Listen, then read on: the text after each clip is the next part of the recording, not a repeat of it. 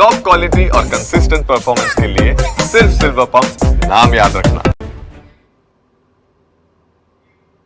નમસ્કાર, સમાચારો સાથે હું છું જયેશ। અમદાવાદના રખિયાલ વિસ્તારમાં અસામાજિક તત્વોનો આતંકનો આ મામલે એક સગીર સહિત 7 આરોપીની ધરપકડ થઈ છે। રખિયાલ પોલીસે 6 આરોપીને લઈને ઘટના સ્થળે પહોંચી હતી। આરોપીઓને સાથે રાખીને તેમણે ઘટનાનું પંચનામું કરવાની કાર્યવાહી હાથ ધરી હતી। અજીત રેસિડેન્સી બાદ અહીં સુંદરમનગર પણ આરોપીને લઈ જવાશે, જ્યાં શહેરમાં અસામાજિક તત્વો બેફામ બન્યા છે, ત્યારે રખિયાલ વિસ્તારમાં આ લુખ્ખા તત્વોએ આતંક મચાવ્યો હતો અને તલવાર સહિતના ઘાતક હથિયારો સાથે આ ટોળાએ હુમલો કર્યો હતો। ઘાતક હથિયારો સાથે 10થી વધુ લોકો અહીં ધસી આવ્યા હતા। લોકો છે તેની ધરપકડ કરી લેવામાં આવી છે। કેમેરા પર્સન મનીષ ત્રિવેદી સાથે હરીન માત્રાવાડિયા, TV9 અમદાવાદ। તો અજીત મિલ પાસે 4 રસ્તા નજીક જ અજીત રેસિડેન્સીની આ ઘટના છે, જ્યાં અંગત અદાવતમાં આ હુમલાની ઘટનાને અંજામ અપાયો હોવાની વિગતો મળી રહી છે। હુમલાનો વિડીયો વાયરલ થતાં પોલીસ દ્વારા તપાસનો ધમધમાટ તેજ કરાયો હતો અને રાયોટિંગ સહિતની કલમો હેઠળ ગુનો દાખલ કરવામાં આવ્યો છે। આ સમગ્ર મામલે પોલીસે હવે તપાસનો ધમધમાટ તેજ કર્યો છે અને ખાસ કરીને આ તમામ લોકોને એ જ ઘટના સ્થળ પર લઈ જઈને ઘટનાનું રિકન્સ્ટ્રક્શન કરવામાં આવ્યું હતું।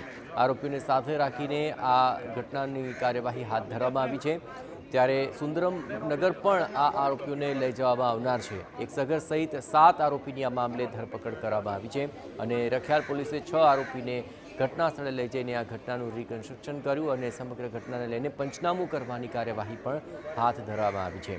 આ તમામ આરોપીઓને પકડી પાડવામાં આવ્યા છે, જેમાં 6 આરોપીઓને ઘટના સ્થળે લઈ જવામાં આવ્યા છે। એ સમયના આ તસવીરો આપણે બતાવી રહ્યા છીએ, જ્યાં આરોપીઓને સાથે રાખીને ઘટનાનું નિરીક્ષણ અને પંચનામું કરવાની કામગીરી હાથ ધરાય છે અને અહીંથી સુંદરમનગર પણ આ તમામ આરોપીઓને લઈ જવામાં આવશે અને ત્યાં પણ ઘટના સ્થળે તમામને હાજર રાખીને પંચનામાની કાર્યવાહી હાથ ધરવામાં આવશે। આ તમામ એ શખ્સો છે કે જેણે અંગત અદાવતની અંદર હુમલો કર્યો હતો અને આ સમગ્ર મામલે એક સગીર સહિત 7 આરોપીઓની ધરપકડ કરવામાં આવી છે। આ બે તસવીરો આપ જુઓ, જે સમયે આ હુમલો કરવામાં આવ્યો હતો એ વખતના સીસીટીવી દ્રશ્યો આપની સામે, અને હવે ત્યારબાદની આ પરિસ્થિતિ કે ઘટના સ્થળે આ 6 લોકોને લાવવામાં આવ્યા છે અને પંચનામાની કાર્યવાહી હાથ ધરવામાં આવી છે।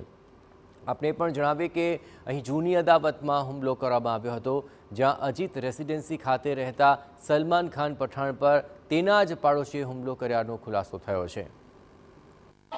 રખિયાલની અજીત રેસિડેન્સીમાં જે ગઈકાલે રાત્રે જે હથિયારો સાથે આવેલા લોકો હતા, અંગત અદાવતમાં જે હુમલો કરવામાં આવ્યો હતો અને તેને લઈ અને જે રીતે અત્યારે 7 જેટલા આરોપીઓની ધરપકડ કરવામાં આવી છે અને તેમાંથી એક સગીર આરોપી છે, અન્ય જે 6 આરોપીઓ છે તેને લઈ અને પોલીસ અત્યારે ઘટના સ્થળે પહોંચી છે કે જ્યાં પથ્થરમારો કરવામાં આવ્યો હતો, તલવારો સહિતના હથિયારો સાથે હુમલો કરવામાં આવ્યો હતો। જો કે 1 વર્ષ પહેલા જે અંગત અદાવત બની હતી બે પરિવારો વચ્ચે અને તેનો જ ખાર રાખી અને એક સામાજિક પ્રસંગમાં બે પરિવારોના સભ્યો મળ્યા હતા અને ત્યારબાદ આ હુમલો છે તે ગઈકાલે રાત્રે કરવામાં આવ્યો હતો। જે આપ દ્રશ્યોમાં જોઈ શકો છો કે હુમલો થયાના થોડી જ મિનિટો બાદ જે સમગ્ર મામલો પોલીસ મથકે પહોંચ્યો હતો અને પોલીસે તમામ જે આરોપીઓ છે તેની ધરપકડ કરી લીધી છે અને અત્યારે તેમને ઘટના સ્થળે લઈ આવી અને પંચનામું છે, રિકન્સ્ટ્રક્શન છે કરવામાં આવી રહ્યું છે।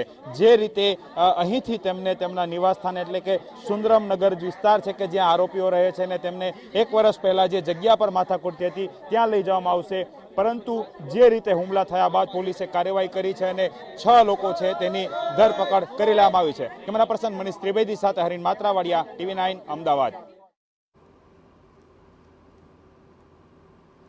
તો એક સામાજિક પ્રસંગમાં તમામ લોકો ભેગા થયા અને ત્યારે જૂની અદાવતમાં સલમાન ખાન પઠાણના ઘર પર હુમલો કરવામાં આવ્યો અને 10 લોકોનું ટોળું ત્યાં પહોંચ્યું હતું। આ બંને તસવીરો આપ જોઈ રહ્યા છો, જે સમયે આ હુમલો થયો એ વખતના સીસીટીવી તસવીરો આપની સમક્ષ, અને ત્યારબાદ હવે ઘટના સ્થળ પર લઈ જઈને આ 6 લોકોની પંચનામાની કાર્યવાહી હાથ ધરવામાં આવી રહી છે। હાલ પોલીસે રાયોટિંગની સહિતની કલમો હેઠળ ગુનો નોંધ્યો છે।